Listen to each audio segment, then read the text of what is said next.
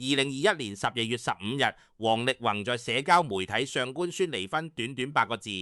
靚女和我的私生活很簡單很單純，如同一顆石子投入心潭，激起的撳耳丸比他預想的更為疑惑。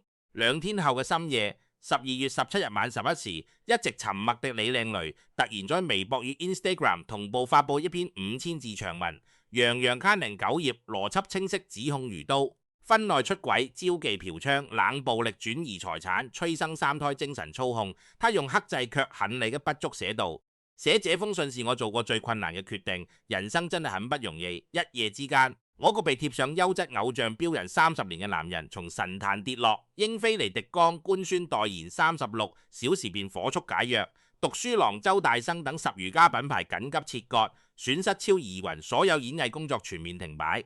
全網聲討，群情激亂，國台辦公開喊話嚟大陸發展嘅藝人要德藝雙馨，被外界視作軟性封殺嘅信號。然而3年後2025年，他哋最好嘅地方世界巡迴演唱會跑呢11個月57場，累計吸引超過70萬歌迷進場，總票房約30億新台幣，約合人民幣6億人以上。2026年巡演升級至體育場級別。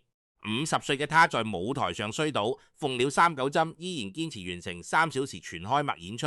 一個曾被全網聲討的失德藝人，為何能迅速重回頂流？王力宏嘅故事係一場盛極而衰、否極泰來嘅天道循環。用易經嘅智慧嚟審視他嘅人生軌跡，或許能夠找到答案。太極否來，否極泰來，天道循環，冇人能逃。1976年5月17日，王力宏出生於美國紐約州羅切斯特市。他的血管裏流淌着一個顯赫到近乎傳奇嘅家族血脈。王力宏的曾外祖父許鳳祖是中國海軍將領，奶奶許留芬畢業於清華大學經濟系，曾任台北市商專會統科主任。舅爺許珠雲是享譽國際的史學家，芝加哥大學博士，中央研究院院士，美國匹茲堡大學歷史系教授，即超越王大中畢業於台灣大學醫學系，是兒童神經學專家。夏孝煜李明書畢業於政治大學，哥哥王力德耶魯大學學士，芝加哥大學掛博連讀，高中階段曾獲全美聯考第1名，得到過老布什的接見。弟弟王力凱是麻省理工學院歸士，表叔李建復是龍一傳人原唱，曾任新浪創始人之一。雅虎要職，有網友調侃王力宏嘅家族是3代9博士，就算考上清華，也會拉低家裏嘅平均分。王力宏曾自嘲：我是全家成就最低嘅。這句話半是玩笑，半是事實。在一個3代人幾乎全是頂級學霸嘅家族裏，一個選擇做流行歌手嘅年輕人，確實像個異類。然而正是一個異類，讓呢個學霸家族嘅名字被全世界記住。易經有云：坤厚載物，德合無疆。王力宏嘅家族正是坤卦嘅化身，厚重嘅德行承載了無數英才。但王力宏本人卻是震卦。一陽初動於二陰之下，主動而出，破局前行，生於高門，卻不走既定路線，放棄從醫而角落，這合是震卦嘅破局之力。家族為他提供個坤的滋養，他卻用震嘅動能懂出了一條全然不同嘅道路。1982年，6歲嘅王力宏開始學習小提琴，每天練琴6小時，對一個孩童而言，這幾乎是難以想象嘅煎熬。別的孩子在戶外奔跑玩耍，他卻必須坐在琴凳上，一遍又一遍地重複音階和練習曲。1984年，他又開始學習鋼琴2種樂器，每天6小時，日復一日，年復一年。1988年，他從 Pittsford Elementary School 畢業，進入 Pittsford Sutherland Middle School。1989年，13歲嘅王力宏寫出你人生第一首歌曲。同年，他加入 Rochester Philharmonic Youth Orchestra， 成為樂團嘅小提琴手。他還在學校音樂劇《Once Upon a Mattress》和《Bye Bye Birdie》中登台演出。然而在校園裏，呢個黃皮膚嘅華裔男孩並冇好過，他被美國同學欺凌排擠地，只因場上不同文化差異。但命運給了他一個奇妙嘅轉折，欺負他嘅那些男孩，後嚟竟邀請他加入了自家嘅搖滾樂隊音樂，成了化解敵意嘅橋段。王力宏後嚟回憶這段經歷時說：那一刻他頓悟啦，音樂可以跨越種族文化偏見。1994年，王力宏以 set 滿分的成績被耶魯大學、普林斯頓大學和威廉姆斯學院同時錄取。他選擇了威廉姆斯學院主修音樂。呢個選擇在家族中引發了不小嘅震動。放着耶魯普林斯頓不去，去一個文理學院學音樂。易經官卦初九爻辭曰：潛龍勿用。童年時代6小時的琴凳光陰，正是潛的功夫。才華在地下默默積蓄，不見天日，卻為日後嘅噴薄而出奠定了最堅實的基礎。沒有這10年如一日的潛，見龍在田便無從談起。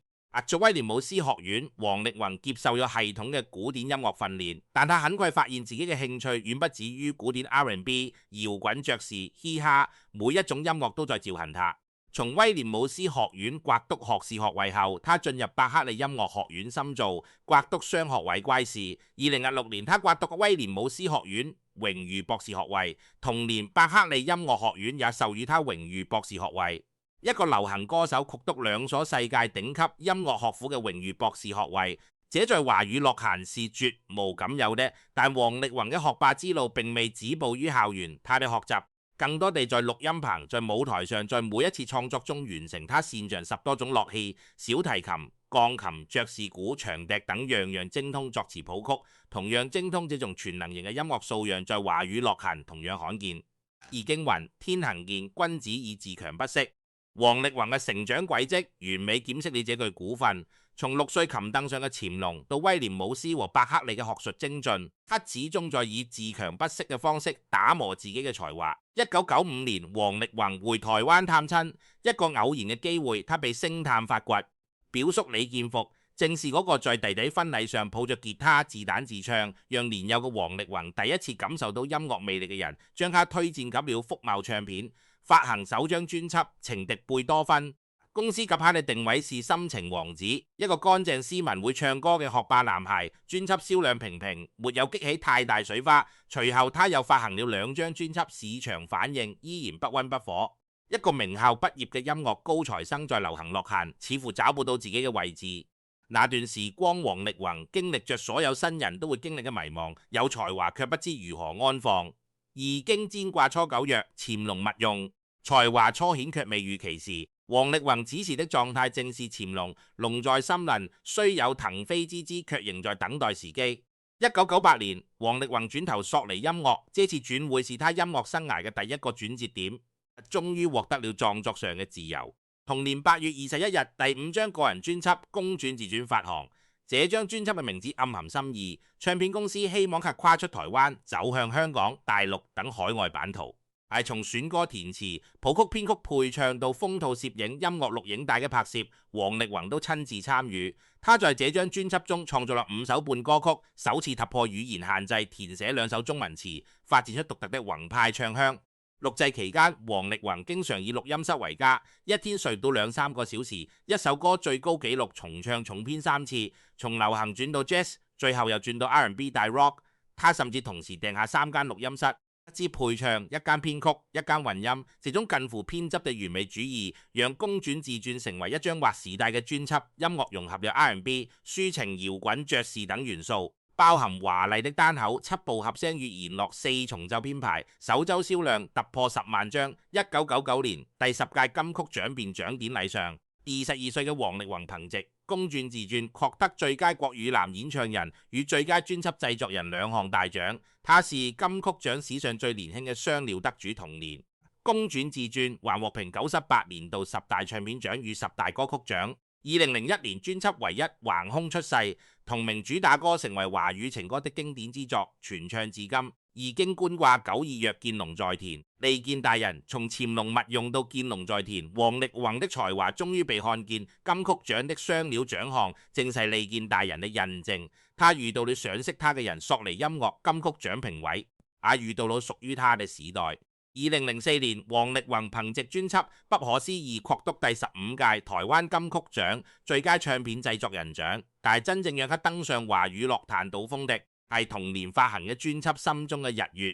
這張專輯嘅誕生源於一次深入雲南香格里拉嘅採風之旅。王力宏被少數民族音樂嘅原始力量深深觸動，那些古老嘅旋律、質覺嘅樂器、獨特嘅唱腔，與他從小接受嘅西方古典音樂教育形成了強烈嘅碰撞。他首創了青交曲風，將5聲階民族樂器與嘻哈 R&B 融於一爐。心中嘅日月用二胡與電子節奏對話，讓華語流行音樂第一次有了真正屬於自己嘅全球化語言。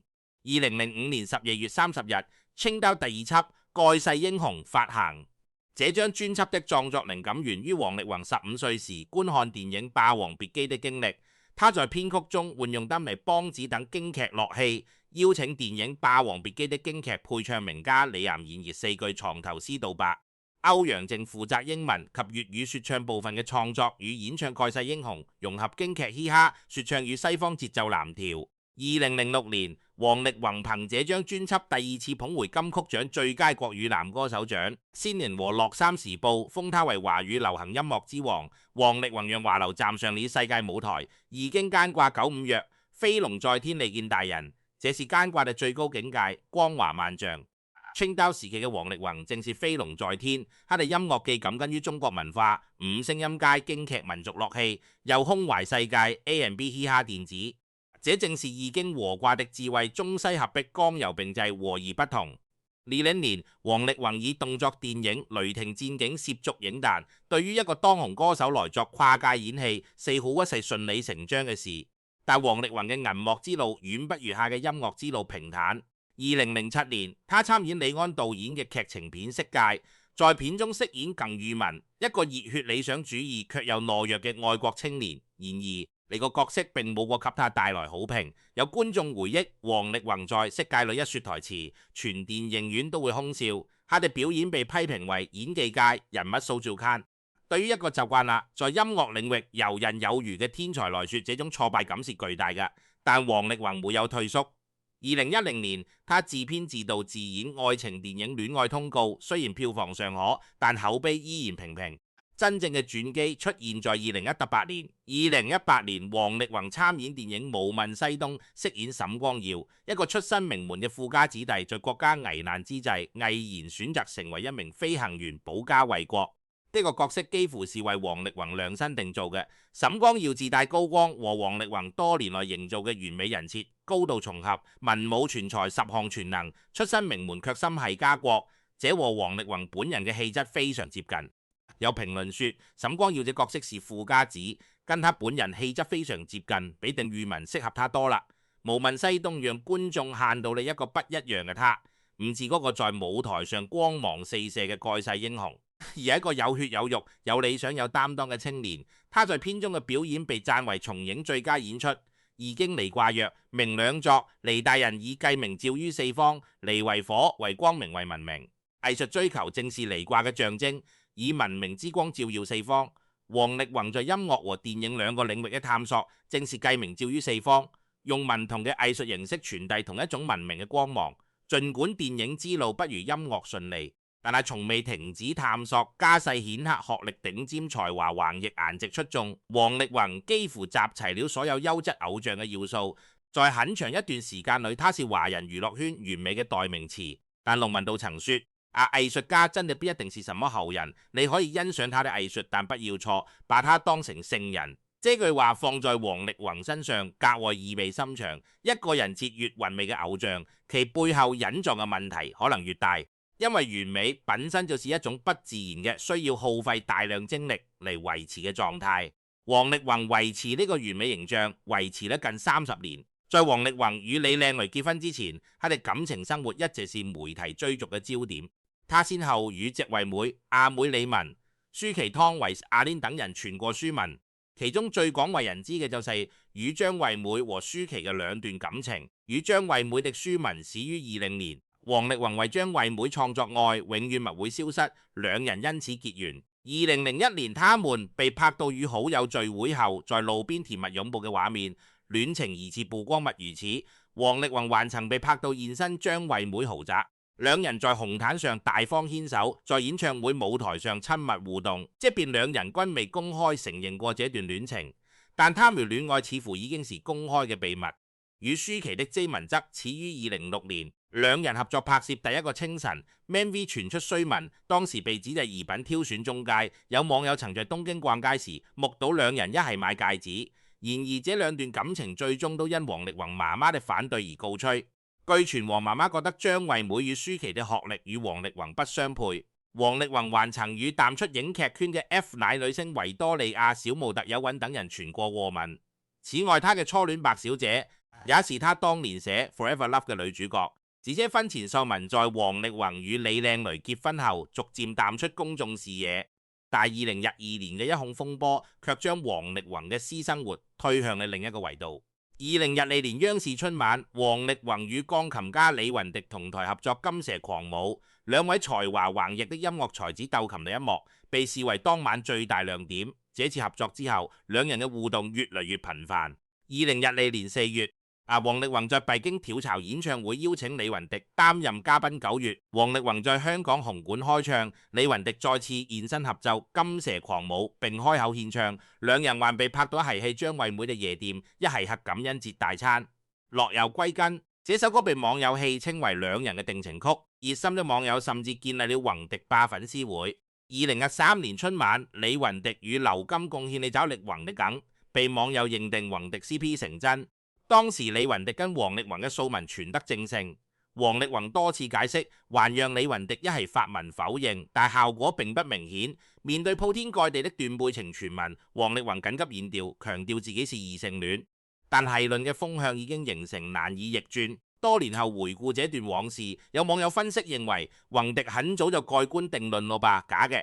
但係伶人有段時間有意從中獲益，搞得超心界。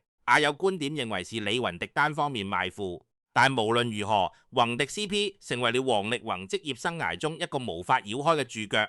有趣嘅是，多年後2020年，王力宏突然起訴宏迪 CP 粉，呢個舉動讓不少 CP 粉感到意外。而李雲迪後來因嫖娼被行政拘留，宏迪 CP 嘅結局以一種荒誕嘅方式畫上了句號，已經葵卦曰葵小是吉，葵為乖離之象，表面親密，實則疏遠。宏迪 CP 表面上是一段惺惺相惜嘅音樂有珠，實則暗藏你巨大嘅議論風險。這場乖離為日後王力宏人設定嘅崩塌埋下了伏筆。當一個人長期被誤解、被猜測，真相反而變得不再重要。在2021年嘅離婚風暴中，李靚蕾的長文暗指王力宏與一名40多歲已婚有小孩嘅女星有不正當男女關係，議論迅速將矛頭指向了徐若瑄。當時已婚育有一子，與王力宏有多年嘅交情嘅徐若瑄第一時間發聲明澄清否認，稱王力宏只來家裏聚過2次，雙方私下並沒有單獨聚過。他還喊話王力宏盡快站出嚟化解一切，不要因為私事傷及友人。2023年12月10日，徐若瑄宣布與丈夫李雲峰離婚，結束了他們9年嘅婚姻。雖然法律最終證明王力宏沒有與徐若瑄發生婚外情，但這場風波對徐若瑄嘅婚姻和聲譽造成了不可逆嘅傷害。林心如也曾為徐若瑄發聲，本來就知道不是真的。2013年11月，李靚蕾倫比亞大學怪事，同年兩人結婚。這段婚姻嚟得突然，去得也突然。李靚蕾在後續嘅長文中詳細回憶了兩人相識嘅經過。她16歲時就認識了王力宏，當時她還未成年，已是大名成嘅王力宏對她展開咗了熱烈追求。兩人一起看電影，王力宏當時的穩文女友就坐在電影院最後一排。2002年嘅王力宏26歲，剛剛上了春晚。李靚蕾在文中透露，王力宏半夜2點打電話搞他問，要不要去你家陪你睡？發生關係嘅第2天早上，王力宏說不想談感情。一個26歲嘅成年男性對一個16歲嘅未成年少女展開追求並發生關係，這個細節在當時引發了巨大嘅社會討論。有網友翻出2003年嘅新聞報導，稱王力宏曾帶17歲嘅李靚蕾去看婦科，這一指控如果屬實，性質遠比婚內出軌更為嚴重。多年後，王力宏方面稱，如果不結婚，他會在外面爆料摧毀王力宏嘅事業。王力宏嘅姐姐友黃大中則稱靚蕾是借人逼婚，並坦言這輩子最悔嘅事就是讓他進家門已經。咸卦曰咸感也，由上而剛下，義氣感應以相與。咸卦是少男少女相感的卦象，本應是美好嘅開始。下近少男，少女或少男本就有隱患，以威東始，以怨東中嘅婚姻正是行卦的近島。不行其德或成之修，婚姻本應恒久，但若根基不正，便難以持久。2021年12月15日，王力宏官宣離婚，他在聲明中寫道：靚蕾和我哋私生活很簡單很單純，所以不會再回應任何媒體。在自私年嘅婚姻當中，我做嘅不足嘅地方太多啦，也感到很遺憾。現在我們對未來嘅生活方式有不一樣嘅想法和規劃，所以決定分開生活。2天後， 12月17日晚11時，李靚蕾在社交媒體發布了那篇震驚全網嘅長文9日文字，邏輯清晰，字字如刀。他指控嘅核心內容如下：關於出軌，王力宏在每一個城市都有炮友，曾被拍到帶女生回家過夜，也曾承認召妓。其中一名炮友已婚有小孩，王力宏還幫他騙老公，李靚蕾還指控王力宏與多名女子過從甚密。關於炮友嘅具體指控，李靚蕾稱王力宏婚前就和炮友9日不清，還拍大尺度照片，婚後也和炮友繼續來往。另一名女炮友是已婚有小孩嘅，王力宏還邀約她到家中聚會。還有一位炮友也曾找李靚蕾哭訴她，甚至指控王力宏在召妓後有記錄對方特徵嘅癖好。李靚蕾查看召妓對象特徵時，發現竟有好幾個是王力宏身邊嘅工作人員。關於冷暴力，婚後遭到王力宏全家人嘅懷疑羞辱和冷暴力。關於催生，王力宏希望有很多孩子，他放棄工作生育3個孩子，卻慘遭拋棄。他在婚姻嘅大部分時間不是在避孕懷孕，就是在產後哺乳育兒。生完孩子後，王力宏就離開了家過單身生活。關於財產，被逼迫簽下不平等嘅婚前協議，防止車子全在王家名下。王力宏利用妻子奪權做錯事，要老婆和老媽背鍋。關於精神操控，長期生活在操控和威脅之下。關於未成年往事，他16歲時，王力宏就追求他並發生關係。王力宏還有女友，時半夜2點打電話叫他去陪睡。他在文末寫道：希望你也可以誠實地面對自己，不要在意世俗的眼光，跟對的人在一起。這篇長文發布後，立即引爆全網。網友評論：毀了他演藝事業嘅不是李靚蕾，而是他王力宏自己。李靚蕾的長文像一顆深水炸彈，炸出嚟無數相關方。B 妹妹孫宇 Yumi 被影射為王力宏嘅婚外情對象之一。李靚蕾公開多條疑似 Yumi 與王力宏的曖昧對話截圖。孫宇公開承認自己曾在王力宏婚前與他交往，並表示雙方已於2019年互相刪除微信好友，強調自己從未介入王力宏嘅婚姻。孫宇工作室迅速出面報警控訴麵煲。事件爆發後，Yumi 曾一度傳出情緒低落，甚至被捕疑似輕生，但後來證實為誤傳。有爆料稱，王力宏婚前有一堆女性圍着他，當時嘅女友是 bi 嘅孫宇，而李靚蕾當時已經與王力宏訂婚，但也照樣圍着他轉。孫宇在回應中提及自己20歲戀愛期間曾拍下嘅某些照片，很有可能被李靚蕾掌握。徐若瑄也被趕入風波，發聲明否認。12月19日，王力宏嘅好友黃大中發出手寫信，信中稱李靚蕾是借讓逼婚，稱王家這輩子最後悔嘅事就是讓他進門。4月19日深夜，王力宏本人終於發聲，他在長文中稱5年8個月嘅婚姻生活在恐害勒索和威脅之下。他稱已分給李靚蕾1.5樣現金、洛杉麻房產1半股票以及每月21萬生活費。12月20日凌晨，李靚蕾再次反擊，他稱8年婚姻中夫妻雙方曾多次看心理醫生，心理醫生認為王力宏有性成癮 （sex addiction） 和自戀型人格 （narcissistic personality disorder） 嘅問題。他還說王力宏嘅問題是會跟親友造謠，他有精神疾病嚟摧毀他嘅人格。心理師說王力宏會一直想要換心理師。12月20日，王力宏道歉，宣布暫時退出演藝圈。短短5天，一場離婚風波演變成了全民圍觀的羅生門，各方說法相互矛盾，真相撲朔迷離。李靚蕾爆出的性成癮和自戀型人格這2個專業術語瞬間引爆了言論，有網友調侃：王力宏是一個人幹了吳亦凡、狄霍尊、李雲迪3個人幹嘅事。然而醫學界對性成癮嘅定義一直存在爭議。北京大學醫學部性學研究工中副主任方俊介紹，性成癮嘅概念起源於70年代，人們在治療酒驗者嘅過程中提出，但美國精神學會的精神疾病診斷與統計手冊第5卷 DSM-5 中已經沒有關於性嘅詞彙和定義。美國心理學會至今不承認性嫌作為一種確定嘅可用規範治療嘅精神疾病。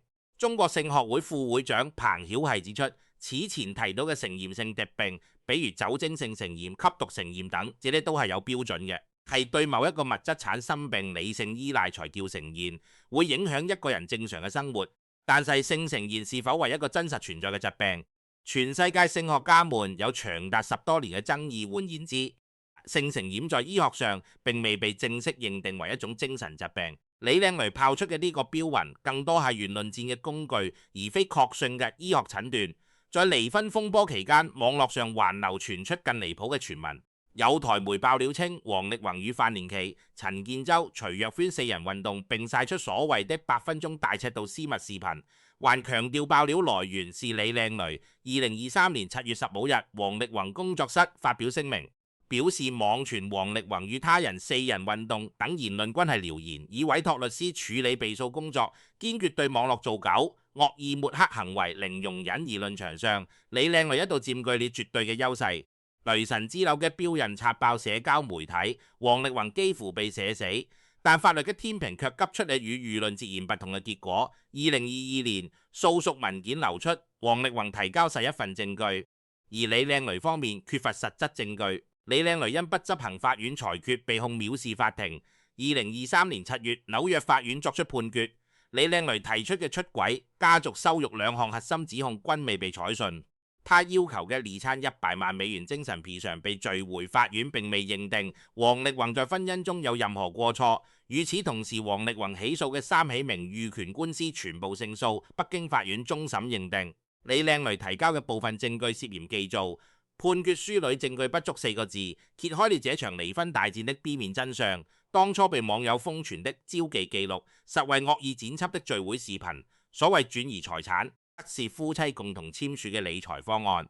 知情人士透露，王力宏在庭審電牌出示了27段未公開對話錄音，其中包含李靚蕾威壓要毀掉你事業嘅言論。更戲劇性嘅轉折是，紐約法院核實李靚蕾自稱的哥倫比亞大學 MBA 學歷實為短期課程助理經歷。離婚財產分割明細曝光，李靚蕾早已拿到1.5億，約15億台幣資產，包括落三校豪宅和股票。所謂財產轉移根本站住腳。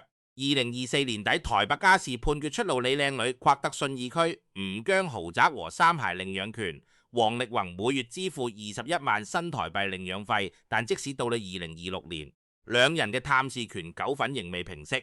2026年3月和5月，王力宏2次向台北家事庭申請強制執行探視權。2025年1月，他去吳江看孩子，還因大女兒上學嘅事與李靚蕾在門口發生爭執。李靚蕾沒有讓大女兒上正規小學，而是創辦了名為雷學院嘅非學校形態實驗教育。王力宏一直持反對意見。2026年5月17日，王力宏50歲生日當天，他在杭州健身房和健身博主柏梅拉同框舉鐵同一天。李靚蕾在台北出席兒童公益記者會，素顏出席，點檢吶喊，說話時手還在抖。離婚4年多，兩人嘅狀態天差地別，已經復卦曰反復期到7日來復。復卦講嘅是反復回歸，事情兜兜轉轉，終究會回到本真嘅狀態。而論是火是離卦，失熱迅猛，吞噬一切；法律是水是坎卦，冷靜理性考驗一切。火水未濟，真相需待時日。當那輪嘅火焰熄滅之後，法律嘅冷水急出嚟另一種答案，這或許就是復嘅真諗。在反復之後，真相回歸。2021年12月，王力宏嘅人生跌入了最低谷。英菲尼迪、周大生等品牌火速解約，所有演藝工作全面停擺。價值2億新台幣的吳江豪宅過戶給李靚蕾，曾經被萬人追捧嘅優質偶像，一夜之間成了劣跡藝人。呢段日子，王力宏幾乎從公眾視野中消失，沒有新歌，沒有演出，沒有社交媒體更新。他像一個被世界遺忘嘅人，獨自承受着輿論嘅審判。他狼目宣布暫退娛樂圈時，車會一手寫信解釋，反被罵豪門護短，自己則被拍到在機場屈指拉測，眼神空洞，宛如行屍走肉。呢2年，王力宏幾乎銷聲匿跡，在拖被全網圍攻期間，另一個黑料也被翻列出嚟。及門陶喆曾在節目裏爆料，王力宏連面子都係破嘅，身價30多億的他，卻被爆出唔止破了，捨不得換新的車被刮蹭了，捨不得補漆。有網友調侃他及得驚天地泣鬼神。更令人哭笑不得嘅是，李靚蕾之所以能掌握咁多證據，竟與王力宏將用過嘅舊手機丟給前妻使用有關。一部舊手機成日壓垮優質偶像嘅最後一根稻草。這種及門放在普通人身上或許無傷大雅，但放喺一個身家數10億嘅天王身上就顯得格外諷刺。尤其是當他的前妻控訴他轉移財產，讓他淨身出戶嘅時候。2023年1月28日，停工逾1年嘅王力宏，在美國拉斯維加斯 Resorts World Theatre 舉行 One Lee Hong Wang 一個王力宏演唱會，正式復出，全場座無虛席。票價最高約2千600港元，依然受慶。王力宏嘅父母和弟弟也親臨現場支持。他清唱你不再揭開序幕，在台上他數次跪地90度鞠躬。我個曾經意氣風發的蓋世英雄，此刻更像一個從廢墟中爬出嚟嘅都傳者。2024年9月22日，王力宏登上央視 CCTV6 灣區星明月2024大灣區電影音樂晚會。他在晚會上演唱了《天地濃辣》、《大中國係的歌》3首歌曲。台下成龍打着拍子，黃曉明舉着手機拍攝，肖戰隨着音樂搖擺。這是官媒釋放嘅鬆動信號。有評論說，王力宏上央視如熹妃回宮天王，還是我個天王。2025年，王力宏啟動最好嘅地方嗌世界巡迴演唱會，3月11日從南昌起跑，為期11個月，共19座城市57場演出，每場門票秒售罄，累計吸引超過70萬歌迷進場，總票房約30億新台幣，約合人民幣6蚊以上。南昌站唱龍的傳人時5萬人合聲，震得體育館頂棚嗡嗡響。他在中國串流平台嘅人氣高居年度第5，更令人驚嘅是，他的粉絲群體涵蓋了各個年齡段，00後也開始跟着唱他的歌。一個曾被全網封殺嘅歌手，用57場萬人演唱會證明咗自己嘅不可替代。2026年最好嘅地方嗌世界巡演升級啟動，從體育館升級至體育場。5月29日至31日首站在杭州奧體中心體育場舉行，隨後將巡演至天津、成都、長沙等多個城市。50歲嘅王力宏依然保持着驚人嘅體能，他能跟着健身博主帕梅拉同框舉鐵拼波比跳，有演唱會上觀眾喊他是法拉利代言人，笑着擺手說我現在是比亞迪。2026年7月4日，王力宏在成都演唱會開場時被舞台上嘅安全掣冚倒，臉部重重磕在台階上，臉部和耳朵多處受傷流血。但他摔倒後立刻起身繼續演出，僅在中場換裝時簡單消毒貼上創，可貼後重返舞台，堅持完成嚟約3小時的全開幕演出。事後確認耳朵撞碎縫了27針，臉部再縫12針，合計39針。縫了39針之後，他發視頻透露傷情，表示明天就可以拆線，從下一站演唱會開始取消威亞裝置和部分舞台特效。他說：懇請大家理解舞台嘅跳繩。有評論寫道：50歲嘅王力宏完全有理由取消演出，觀眾也完全可以理解，但他選擇了告現承諾，身體受傷了，聲音依然穩得住；意外發生了，情緒仍要托得住。電波臨時有變，但作品不能塌掉。這種職業狀態靠嘅不是口號，而是多年訓練、舞台經驗、責任意識。經卦上九爻曰：誥果不食經卦，是敬樂衰弊之象，一陽在上，五陰在下，萬物凋零。但誥果不食嘅意思是，最後一苦果實沒有被吃掉。忟樂殆盡之後，一陽來復王力宏。2021年嘅墜落正是抹所有光環被一層層抹去，只剩赤裸裸嘅自己。而2023年嘅復出，2025年嘅57場巡演，正是復唔極而復，否極太耐，兜兜轉轉，還是原配音樂最好。2026年一個令人意外嘅消息傳出，有媒體拍到王力宏深夜獨自一人背着攜大背包，手提大包行李，騎着單車徑直踩入李靚蕾帶着3個孩子常住的吳江豪宅小區，整晚沒有外出，外界紛紛猜測二人早已悄悄復婚。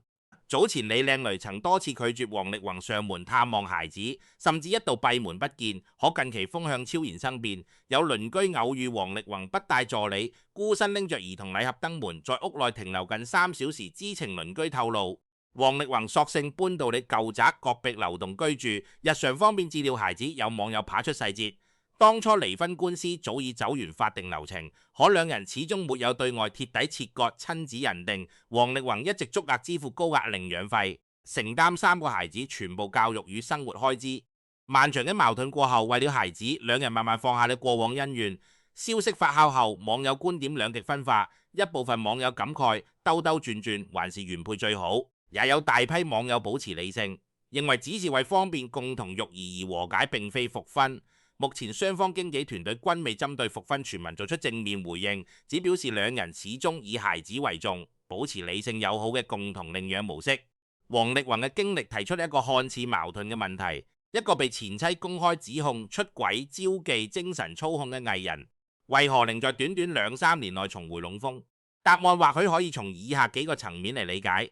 第一，作品是永恆嘅護城河，唯一大城小愛、心中嘅日月、蓋世英雄、天地龍立、落入歸根，這些歌曲已經陷入了2代人嘅集體記憶。當作品深入骨髓地融入咗一個時代嘅文化肌理，任何個人走民都難以將其鐵底抹去。57場巡演、30億票房、70萬健爸觀眾，這是市場給出嘅最直接嘅答案。觀眾可以討厭一個人，但很難拒絕那些陪伴自己成長嘅歌。有評論一針見血，法律可以還你清白，但觀眾心裏嘅天平永遠需要作品來加碼。第二，法律層面嘅沉冤得雪。械論可以在一夜之間摧毀一個人，但法律嘅裁決需要時間。2023年紐約法院嘅判決，3起名譽權官司嘅勝訴，至少在法律層面證明了王力宏嘅清白。當出軌嘅核心採服未被法院採信，當李靚蕾要求嘅2100萬美元精神賠償被續回，當李靚蕾提交嘅出櫃聊天記錄被北京法院終審認定涉嫌惡造，理論嘅天平開始重新傾斜。第三，實力說最好嘅護城河，50歲還能全開默唱3小時，摔傷命3盒9針後繼續演出，從體育館升級到體育場嘅巡演揮舞，這些不是公關能夠包裝出嚟嘅。王力宏用30年積累嘅專業能力，築起你一道任何走民都無法摧毀嘅護城河。第四，對比之下嘅反轉，當李靚蕾的憔悴與王力宏的意氣風發形成鮮明對照。當李靚蕾的哥倫比亞大學 MBA 學歷被證實為短期課程，當李靚蕾被捕每月拿着21萬能養費，住在價值1.2億的豪宅，公眾嘅同情心開始動搖。有網友尖毒地指出，當初跟住罵街的網友集體架火，你瞅現在網上那些法律公正嘅彩虹屁，跟3年前渣男去死嘅彈幕比起嚟，簡直像換了批人。第五，官方態度嘅鬆動。2024年登上央視，灣區聲明月是官媒釋放嘅關鍵信號。一個被軟性封殺嘅藝人能夠重返國家級舞台，意味着官方層面已經認可佢嘅清白。如果用易經嘅64卦嚟解讀王力宏嘅人生軌跡，田間卦嘅六爻提供了一個完美嘅框架。初九潛龍勿用，同年每天6小時琴凳上嘅修行不為人知，卻默默積蓄。92見龍在田，1999年公傳自傳雙料金曲獎，才華被看見一鳴驚人。93君子終日干干。青 Out 時期嘅持續探索與創新，不滿足於已有成就，不斷突破邊界。94或若在令跨界電影，從色戒到無問西東，假試新嘅領域有成功有失敗，但從未停止跳躍。95飛龍在天，金曲歌王，華語流行音樂之王，人生拱峰光華萬丈，上九亢龍有悔。2021年離婚風暴，盛極而衰，物極必反，完美人設的崩塌，正是抗嘅代價，用9件群龍無首吉。2025年涅槃重生，不再做完美偶像，只做真實嘅音樂人。群龍無首意味着不執着於某一個固定嘅身份，他可以是歌手，是演員，係即朝日，係呢個從廢墟中爬出嚟嘅普通人。這種不着反而讓他覺得了真正嘅自由。除了乾卦、慳太卦與浮卦的循環，同樣適用於王力宏太卦。地天交泰，萬沒通達。2000年代到2010年代嘅王力宏，事要順遂，如日中天否卦，天地不交，閉塞不通。2021年到2022年嘅王力宏，全網封殺，寸步難行，太極否來，否極泰來，也係易經最核心嘅點正法之一。沒有地能夠永遠處於泰狀態，也冇個會永遠被困在否嘅心連。易經坤卦初六爻曰：履霜堅冰至。當你踩到霜嘅時候，知道堅冰快要來啦。這是對事物發展規律嘅敏捷洞察。王力宏嘅完美人設之下，早已暗流湧動。2012年嘅宏迪 CP 風波，婚姻中嘅種種矛盾，婚前與未成年女性嘅糾葛，都係履霜嘅徵兆。若能早察履霜，或可免堅冰之禍。最後易經煙卦曰：天亨君子有終。煙卦是64卦中唯一一個六爻皆吉的卦。煙虛的人萬事亨通，終有善果。經歷了風暴之後嘅王力宏，不再是嗰個高高在上嘅完美偶像。他在舞台上跪地鞠躬，坦言去年不太容易。他對着鏡頭坦言感情隨緣。現在嘅重心只有音樂和孩子。總從高處走下嚟嘅姿態，正是經卦嘅真撚。虛懷若谷，方能長久。2021年12月嘅那場風暴，至今仍未完全平息。羅生門的幕布或許永遠無法完全拉開，真相可能永遠在迷路之中。但王力宏用音樂夾出你自己嘅答案 ：I am alive， 我還活着。從1995年嘅情敵貝多芬到2026年嘅最好嘅地方 I，31年嘅音樂路，他從一個稱叫落地學霸男孩成長為華語樂壇的蓋世英雄，又從神壇跌落谷底，再從廢墟中一步步爬起。他的私生活從婚前與未成年女性嘅糾葛，到與張惠妹、舒淇等天后嘅緋聞，到宏迪 CP 嘅男男疑雲，到婚姻中每個城市都有炮友和性成嫌指控，自己爭議構成的優質偶像光環下嘅另一面。